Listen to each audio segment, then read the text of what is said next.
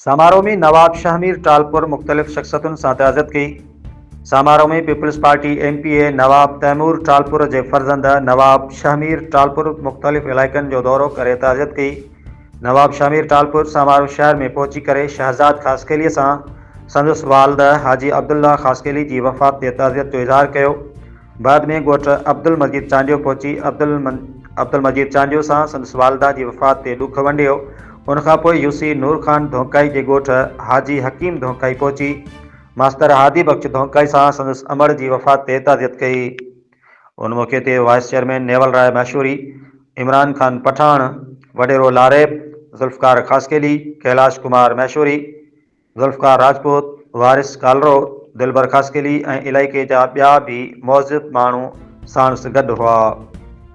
Report करे रहियो आहे डॉक्टर एम लाल बागाणी, डिवीज़नल ब्यूरो चीफ।